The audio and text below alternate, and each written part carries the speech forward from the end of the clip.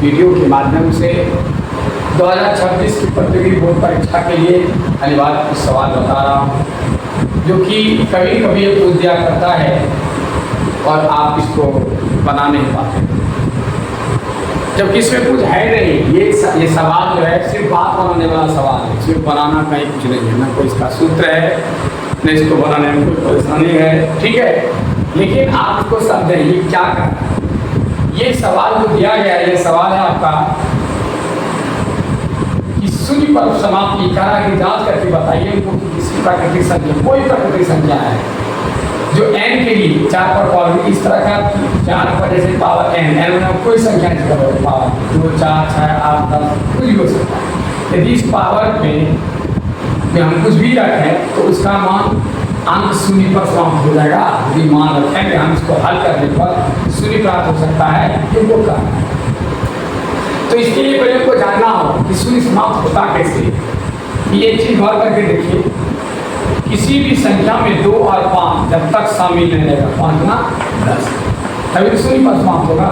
अंक का समाप्ति शून्य से तभी होगा जब चाहे तो 2 अंक हो या 5। कोई भी संख्या इस दुनिया में कोई भी अंक है जो 2 से और 5 से दोनों से कट रहा है, समझिए वह उसका इस तरह का मान नहीं रहेगा किसी भी संख्या पर, तो 0 से समाप्त कर देते हैं। लेकिन अब यहाँ होगा या नहीं होगा, इसके लिए हमको क्या करना होगा, सवाल को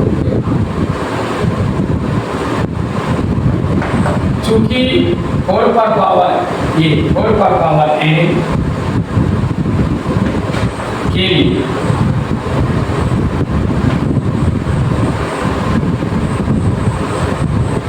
शून्य पर समाप्त होने के लिए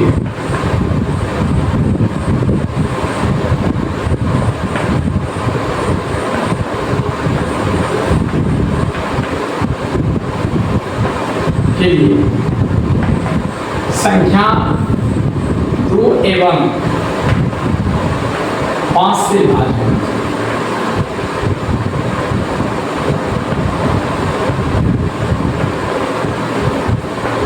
कोई संख्या से शून्य पर समाप्त होता है, उसका गुणन के लिए संख्या समाप्त होने के लिए 2 एवं 5 से भाज्य होना चाहिए। तो ये वह संख्या जो संख्या दिया गया है समाप्त होने के लिए, वह संख्या 2 एवं 5 से भाज्य होना चाहिए। लेकिन जब इसका गुणनखंड करते हैं, देखिए गुणनखंड में क्या था, 2 पर पावर 2 पर पावर n बराबर इसको लिख सकते हैं 2 पर पावर 2 के रूप में लिख सकते हैं।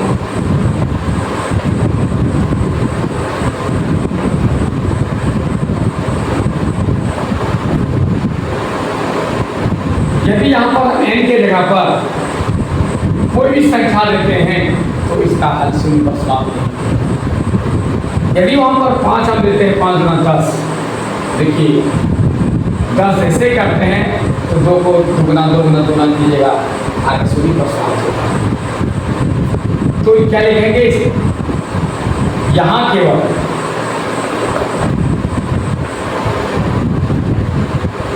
टू पर पावर 2n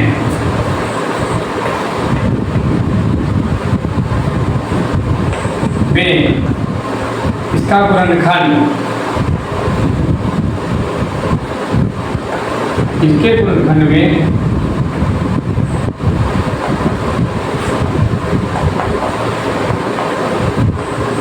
केवल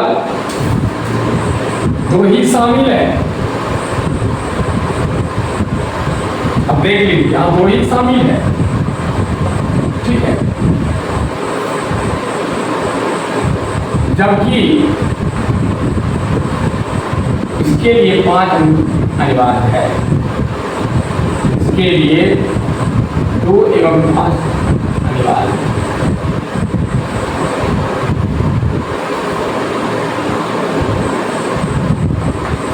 जब 2 और 5 होना अनिवार्य है, अगर केवल 2 हो रहा है, तो अब आप बताइए क्या यह संख्या शून्य पर समाप्त हो सकता है। हम लिख देंगे अतः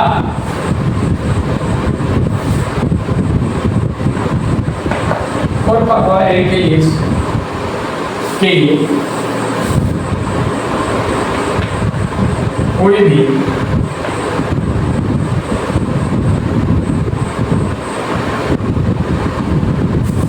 किसी भी संख्या के लिए, किसी भी प्राकृत संख्या n के लिए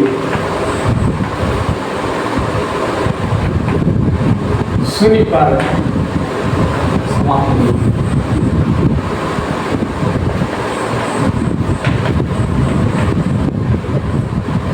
क्योंकि मैंने करके दिखा दिया आपको कि इसको शून्य पर समाप्त होने के लिए गुणनखंड में 2 और 5 शामिल होना चाहिए, दोनों चाहिए।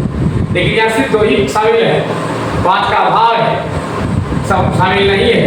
ठीक है, में केवल 2 ही शामिल है, जबकि इसके लिए 2 और 5 अनिवार्य है। ठीक है, इसलिए इनके लिए किसी भी प्राकृतिक संख्या n के लिए शून्य पर समाप्त नहीं। किसी को क्या था आगे दूसरा, इस तरह से आप बदल करके कोई भी संख्या दे सकता है। अब देखिए दूसरा है यूक्लिड विभाजन विधि से निकालना है। ये जो आप बच्चे क्लास में पढ़े होंगे, कोई भाग में आपने जैसे 13 है, 2 से भाग है, 2 छक्के बाद है, 1 बचा। तो हम इसको बच्चे में लिखते थे भाज्य, जिसमें भाग दिया जाए वो भाज्य कहलाता है, और जिससे भाग दिया जाता है उसको भाजक कहा जाता है। और भाज्य में भाजक के बाद जो फल प्राप्त है इसको कहते हैं भागफल, और जो संख्या बढ़ जाता है उसको कहते हैं शेष।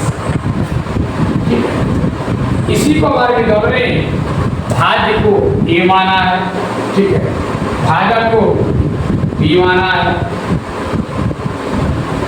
बी माना है, भाजक को बी माना है, और भागफल को क्यू माना है, और शेष रिमाइंडर आर। और इसी को हम बच्चा में लिखते थे भाज्य बराबर भाजक गुना भागफल और जो शेष। वही चीज आज हम उसे क्लास में पढ़ रहे हैं, लेकिन हिंदी को पहले इस तरह पढ़ते थे, अब इस तरह पढ़े। भाजक को क्या लिखा है बी, भागफल क्या है क्यू, भाज्य क्या है ए, ठीक है, और प्लस क्या है आर।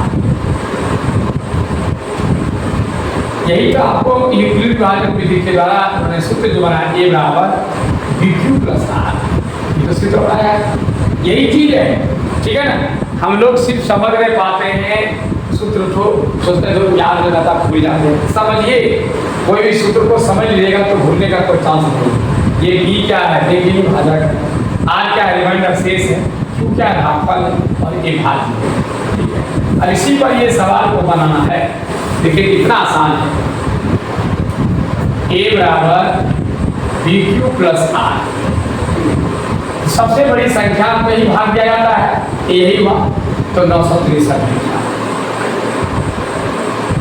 बराबर बी के जिससे भाग देता भाग से देना है 657। ठीक है, अब क्या होगा बी क्यू, अब क्यू कहां से लाएंगे हम, इससे से भाग दी, भाज्य में भाजक से भाग दिया था।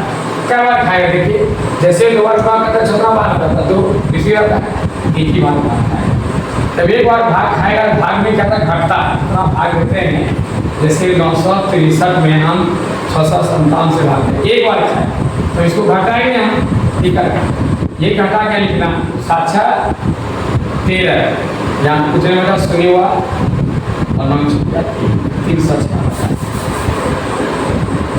अब ये क्या नियम है, घसकते जाता है, ये गायब हो जाएगा। इसके जगह पर जो भाजक था वो भागफल, इसके जगह पर ए के जगह पर ये ले लेगा, ये खत्म हो गया। अब क्या करेंगे 657 बराबर 657 लेंगे, 657 गुना बराबर अच्छी डाली। अब एक बार भाग खाएगा, अब देखिए इसमें क्या होगा, इसको यहाँ लाइए 657 एक के जगह पर बदलिए ये चला गया, अब 306 जो है भाजक के जगह पर चला है। ठीक है, किसके जगह पर आएगा, भाजक के 306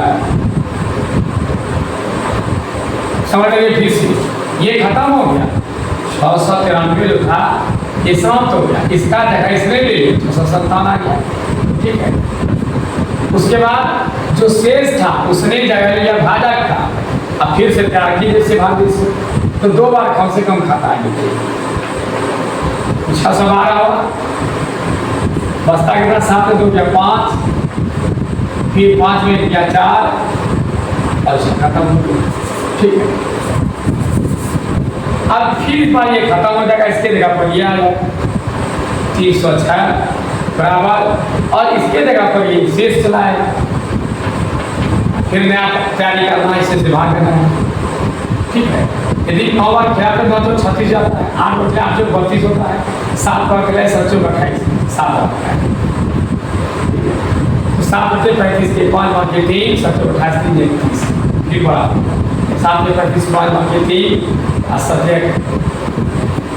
7 बचे 35 के 5 के 3 7 जो 28 6 बार खिलाएंगे, 6 5 30 के 0 होते 3 अच्छा 24 3 27 6 बचा ये 7 3 10 यानी 36 जोड़ 36। फिर ये अब खत्म हो जाएगा, इसका जगह पर लेगा 45 बराबर, और इसके जगह पर 36 आएगा। 36 से देखिए एक ही बार भाग खाएगा, तो घटाइए इसमें 15 में 6 या 9, फिर क्या होगा, फिर ये गायब हो जाएगा, इसका 36 ले लेगा, और इन लोगों के जगह 36 का 9 आ जाएगा, 9 चौक 36 या क्या आ जाएगा शेष 0, जहाँ आकर के शेष 0 हो जाए। ठीक है, तो वहाँ पर जो ये भाजक है जिससे भाग रखते हैं वही आंसर है, यानी मौसम मात्र संवर्तक। तो प्यारे बच्चे इसी तरह बनाया जाता है, एक तो परीक्षा में पूछ ही देता है, इसलिए इस पर आप गौर करें, ध्यान दें और प्रयास करें कि हम इसको अच्छी से अच्छी तरह से सीखें समझें। और तब तक के लिए मुझे इजाज़त दीजिए, फिर अगली वीडियो पर आपसे मुलाकात होगी।